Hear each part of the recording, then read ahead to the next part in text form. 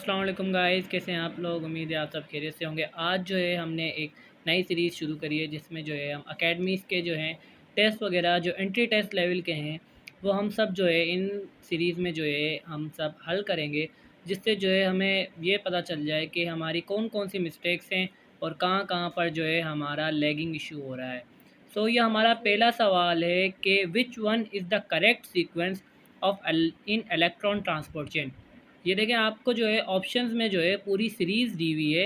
आप चाहें तो वीडियो स्टॉप करके जो है पूरा जो है सीक्वेंस एक दफ़ा रीड कर लें। सो आपको इसमें जो है एक शॉर्टकट है। सो आप जब पूरी वीडियो पॉज करके देख लें या फिर जो है पहले खुद हल कर लें। तो मैं आपको बताता हूँ कि देखें, इसमें जो हमें सबको पता है कि भाई सब में पहले एब्जॉर्प्शन होती है। तो आप सीधा सीधा देखें, एब्जॉर्प्शन होती है तो यानी कि नंबर 4 सब में पहले होगा।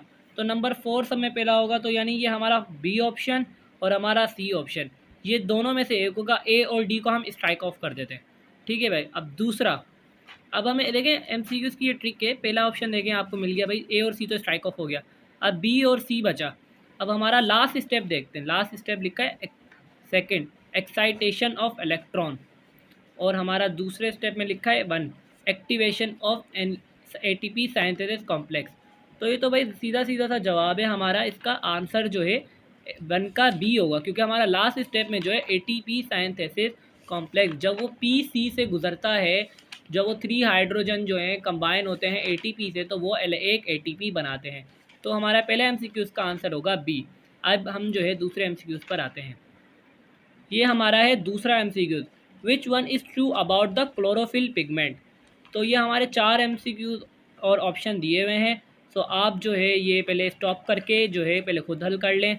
ठीक है भाई। उसके बाद हमें ऑप्शन दिए हुए हैं कि भाई पोल पोल रिंग है 4 पायरोल रिंग। सही है भाई। ये देखो, ये तो चारों में दिया हुआ है, ये भी चारों में दिया, तो इनको देखने की कोई ज़रूरत नहीं है। अब हमें chlorophyll C D E found in plant. अब भाई हमें पता है क्लोरोफिल ए जो है मेन पिगमेंट है, नेसेसरी, और क्लोरोफिल बी जो है वो एसेसरी पिगमेंट है। तो सी डी ई तो पाए नहीं जाते, वो तो पाई अलजी में जाए जाते हैं। तो भाई ये हुआ सीधा सीधा, यानी कि ये दोनों ऑप्शन दो डायरेक्ट स्ट्राइक ऑफ हो गए। तो बच्चा सी और डी हो गए। सही है। उसके बाद है absorb yellow green and Indigo. अब आपको ये याद रखना है कि जो सिंध बोर्ड की टेक्स्ट बुक है उसमें ये लाइन वाजे वाजे लिखी हुई है कि वो एब्जॉर्ब कौन सा करता है और वो लीस्ट एब्जॉर्ब कौन सा करता है। इनडायरेक्टली वो एब्जॉर्ब नहीं करता, यानी कि वो रिफ्लेक्टिंग वाली साइड में आ जाता है। तो हम एब्जॉर्ब जो है येलो ग्रीन इंडिगो को इनकरेक्ट में रखेंगे। तो हमारा ऑप्शन 2 का आंसर जो है वो सी आ जाएगा, जिसमें जो है absorption of yellow green Indigo नहीं होगी और क्लोरोफिल सी डी ई नहीं पाया जाएगा। उसके बाद हमारा तीसरा एमसीक्यूज है, a graph which shows the effectiveness of different wavelength is called dash spectrum. अब आपने याद रखना है, जिसमें इफेक्टनेस बता रहा है उसमें सीधा सीधा सा है वो एक्शन स्पेक्ट्रम आएगा। इसी में अगर एब्जॉर्प्शन आ जाता वर्ड तो ये ऑटोमेटिक एब्जॉर्प्शन स्पेक्ट्रम हो जाता। अब यही हमारा चौथा एमसीक्यूज है, in photosynthesis carbon dioxide act as. जब हमारा फोटोसिंथेसिस होता है जिसमें कार्बन डाइऑक्साइड मिलता है वाटर के साथ, जिसके नतीजे में कार्बोहाइड्रेट और ऑक्सीजन रिलीज होती है, तो हमारा कार्बन डाइऑक्साइड जो है वो रिड्यूस हो जाता है। और हमें पता है अच्छे से, जो चीज़ रिड्यूस हो जाती है उसको हम ऑक्सीडाइजिंग एजेंट कहते हैं। ये हमारा पांचवा सवाल, visible light is only a small part of the spectrum between nanometer. अब देखो ये सीधा सीधा सा है, आपको विजिबल विबग्योर जो है आपको बताता है कि हमारी सिंध बुक टेक्स्ट बुक में लिखा है 380, लेकिन फेडरल और बाज़ों का मुख्तलिफ किताबों में लिखा है 350। आपका इसका सीधा सा हिसाब है कि आपने ये याद रखना है, जहाँ पर सब में छोटी वेवलेंथ दी हुई है आपने उसे सब में पहले कंसीडर करना है। अब ये तीनों बी सी डी में जो है हमारी जो वेवलेंथ है वो 400 हो, तो बहुत बड़ी है भैया। हमारी विबग्योर तो आ ही नहीं रही इसमें, तो सीधा सीधा सा है आंसर इसका। तो आंसर ए होगा, जिसमें विबग्योर जो है ए आ रहा है 380 डिग्री। अब ये हमारा छठा एमसीक्यूज है, जिसमें बोल रहा है in light reaction proton pumping take place in dash of electron transport chain. ठीक है भाई। ये तो हम सबको ही पता है कि भाई जो साइटोक्रोम BNF कॉम्प्लेक्स है वहाँ पर ही एक मिनट में थोड़ा सा कैमरा सेट कर। ये हमारा जो light reaction proton pumping take place in dash of electron transport chain, जो इसका क्रॉम साइटोक्रोम बीएनएफ कॉम्प्लेक्स है। ये तो भाई सीधा सीधा सा सवाल है। उसके बाद ये है 80 विच one is true about the cyclic electron transport chain. भाई हमें पता है साइक्लिक में जो है सिर्फ एटीपी बनती है, तो ये दोनों जो है ऑप्शन सही होंगे, बाकी ये दो तो ऑटोमेटिक स्ट्राइट ऑफ हो गए। सही है ना भाई। अब 7 में जो है हमारा JSPC1 भी इंक्लूड होता है, साइटोक्रोम BF भी होता है, FD भी इन्वॉल्व होता है, तो ये हमारा इसमें टिक लगा हुआ है, तो ये हमारा ऑप्शन 7 का ए सही हो गया। सही है भाई। अब इसे है 8वां question, which one is a true about ATP formation for single glucose molecule. भाई देखो, ये हमारे पास एनारोबिक रेस्पायरेशन लिखा है। एनारोबिक में जो है हमारे पास 4 दिए हुए, हमें पता है एरोबिक में 2 होते हैं, तो ये पहला ऑटोमेटिक स्ट्राइक ऑफ हो गया। सही है भाई। उसके बाद प्रोकैरियोटिक है, प्रोकैरियोटिक इसमें 36, इसमें 36, तो ऑटोमेटिक जो है ये तीनों, ये भी 2 ऑप्शन हो गए स्ट्राइक ऑफ, ये भी ऑप्शन हो गया स्ट्राइक ऑफ, तो हमारा बचा ऑप्शन सी जो कि है करेक्ट आंसर। ठीक है भाई। अब है विच वन सीक्वेंस, ये बड़ा इंपॉर्टेंट क्वेश्चन है, ये आपने नोट करना है। Which one sequence is true about component of electron transport chain. तो ये रहा हमारा COQ का कोएंजाइम QC है। आप वीडियो चाहें पॉज करके अपना कॉपी में जो है आंसर भले नोट कर लें, जो है जो आपका दिल करे आप करें। आपको थोड़ा सा एक्सप्लेन कर देता हूँ। Cytochrome Q, CIA, CIT, CBA mostly जो है सब यही टिक करेंगे है। मैं आपको एंड दे देता हूँ, ये वाला ही आंसर नहीं है। आप सवाल देखें component of electron transport chain, इसका आंसर है सी। पहले NADH रिड्यूस होगा, फिर FADH होगा, फिर साइटोक्रोम Q होगा, साइटोक्रोम Q को साइटोक्रोम B करेगा, फिर B को जो है C करेगा, फिर C को A करेगा और A को A3 करेगा। ठीक है ना भाई। उसके बाद हमारा जो है बड़ा आसान सा सवाल है कि ये वाला मैं आपको उससे पहले वाला बताता हूँ बाद में। How many ATP are produce from complete oxidation of glucose. वैसे ये बड़ा आसान सवाल है। देखो भाई, हमें पता है कि क्रेब साइकिल में 24 होती हैं, ठीक है भाई, तो ऑटोमेटिक हमारा आंसर जो है वो 6 यानी कि बी आ गया हमारा ऑटोमेटिक। ऑटोमेटिक क्योंकि एक के नतीजे में जो है 12 बनते हैं, 12 दूनी 24, तो ये हमारा ऑटोमेटिक बी आंसर है। 26 तो बनती नहीं है भाई, 12 ये तो ऑप्शन है ही नहीं, तो ऑटोमेटिक हमारा आंसर क्या हुआ, बी हुआ। उसके बाद at what step of Krebs cycle decarboxylation take place. तो डीकार्बोलाइजेशन जो है होती है, सही है भाई, हमारा जो है यहाँ पे डीकार्बोलाइजेशन बोले कौन से स्टेप में, सब में पहली डीकार्बोलाइजेशन होती है। पायरिक एसिड में भी नहीं होती, आइसोएसिट्राइट में भी होती है। केटोग्लेटुरेट में आपने याद रखना टेक प्ले, यानी कि यहाँ पे जो है ग्लूटोग्लेट। अब ये देखो पायरिक एसिड ये तो है डायरेक्ट बन ही नहीं सकते जब तक आइसोएसिट्राइट वाला नहीं आएगा ऑप्शन। ठीक है, ये भी ऑटोमेटिक जो है हो गया, और ये जो है हमारा इसमें पायरिक एसिड हमें पहला दिया नहीं है, तो ये भी ऑटोमेटिक स्ट्राइक ऑफ हो गया। बच्चा हमारे पास ऑप्शन बी, तो हमारा ऑप्शन बी जो है करेक्ट आंसर है।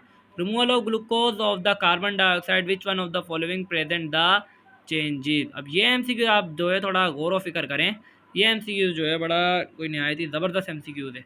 तो ये भाई अब जो है बोल रहा है कि कार्बन डाइऑक्साइड की जो सोर्स है हम डार्क रिएक्शन में निकालेंगे तो उसके नतीजे में क्या होगा।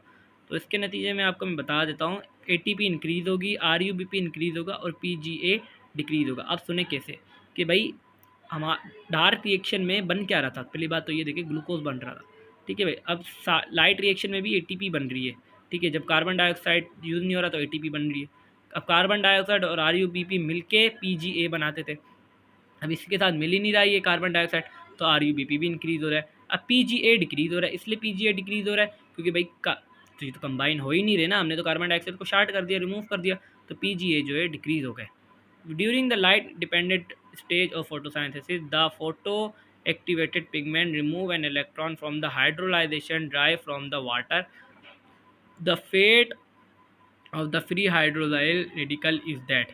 भाई इस सवाल का मतलब है कि वाटर मॉलिक्यूल जो है कहाँ पर जो है टूट रहा है और उसके नतीजे में क्या बन रहा है। आपको पता है वाटर मॉलिक्यूल टूटता है तो वो हमें फ्री ऑक्सीजन देता है और हमें रेडिकल ऑफ हाइड्रोजन यानी कि हाइड्रोजन के 2 इलेक्ट्रॉन और 2 प्रोटॉन देता है, तो इसका आंसर 14 का सी हुआ।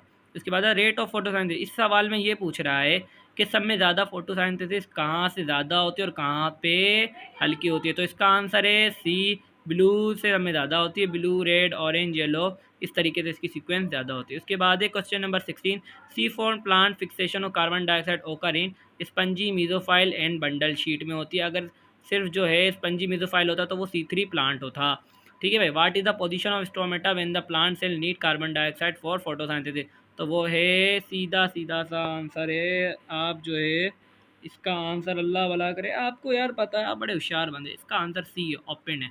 ठीक है भाई, आप भले ही वीडियो पॉज कर लें, इसको करें खुद। ठीक है भाई। उसके बाद है 18। उसके बाद है 18, in the preparatory phase of glycolysis energy is,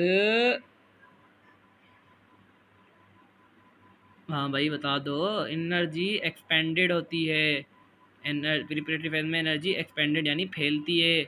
याद करो, 2 एटीपी जो है प्रिपरेटरी फेज में यूज होते हैं। Water split of photosynthesis that release oxygen is called photolysis. बिल्कुल ये आसान है भाई, पानी की, लाइट की प्रेजेंस में पानी टूट रहा है तो क्या कहेंगे, फोटोलाइसिस ही कहेंगे ना। Which one statement is true.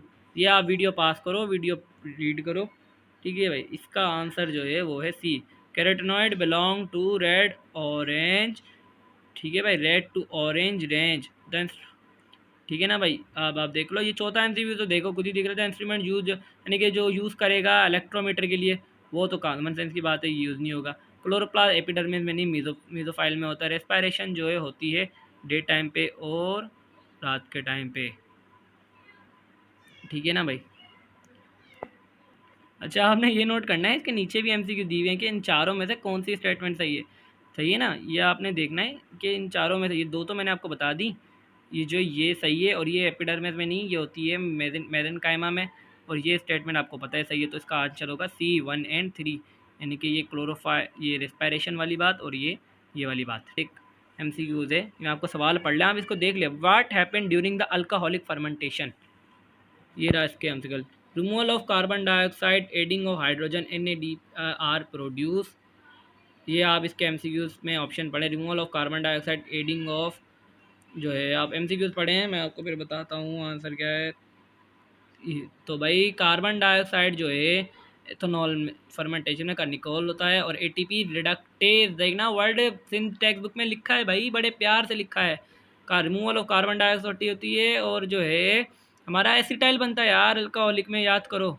उसके बाद जो है हमारा NADH बनता है। ठीक है ना, इसका आंसर है हमारा, अल्लाह भला करे आपका, क्या है बच्चों, बोलो, 10 का सी है। सही है भाई, ये हमारे 14 MCQ हो गए। ये लिखा है the end product of glycolysis in aerobic respiration. भाई हमें पता है एरोबिक रेस्पायरेशन में क्या बनते हैं, पायूरेट बनते हैं। उसको कितने बनते हैं, 2 पायूरेट बनते हैं। Which one of the following is containing protein in electron transport chain. Copper किसके पास होता है, कॉपर होता है पीसी के पास। पीसी के पास होता है ना भाई, देख लो भाई, पीसी के पास ही होता है ना, पता चले चेंज हो जाए। पीसी के पास होता है, पीसी के पास होता है। ठीक है ना, उसके बाद है, आगे चलें भाई।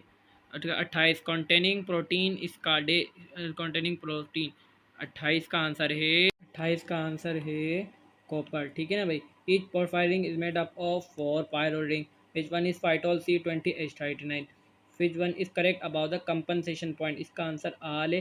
कंपनसेशन पॉइंट इसे कहते हैं जहाँ पर फोटोसाइंथेसिस और रेस्पायरेशन बराबर हो जाए। ठीक है। 24 dash is a kind of chemical link ATP।